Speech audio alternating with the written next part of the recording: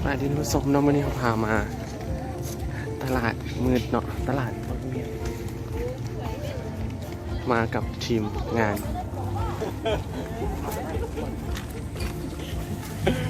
มันเป็นหน้า เบิ่งกันเอาว่าเครื่องเขาเจ้าขาย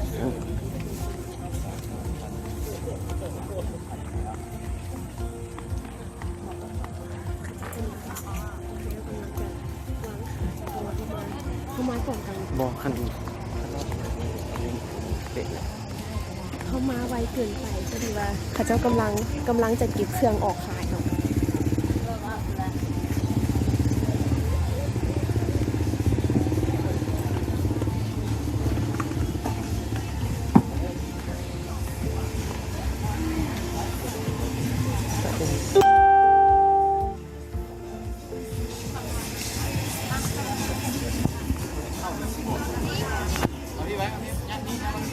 ใจ ส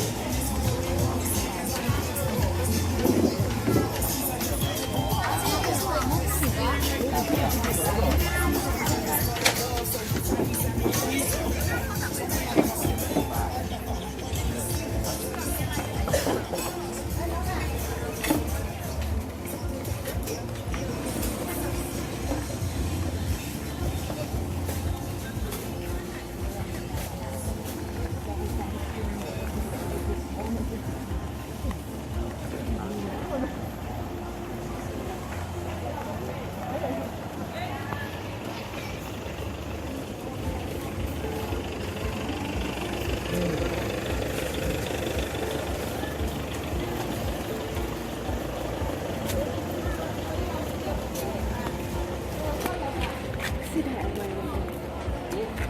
บรรยากาศได้เลยรอบเลยนะ แคมหน้าคุณครับฉันอยู่แคมหน้าคุณร้านอยู่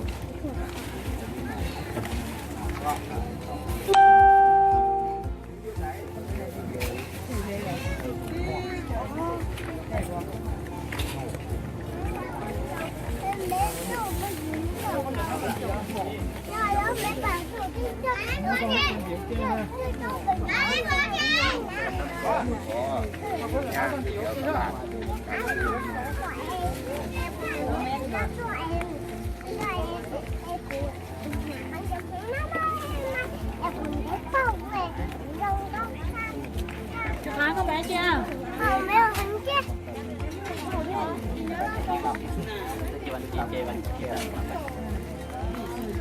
มันจันทร์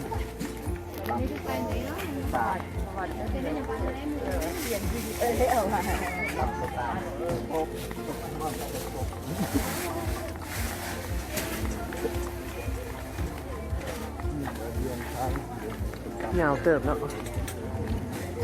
ไม่อย่างก็มีของกินเลยวะซอกสายแดกซอกของกินผู้ชายดู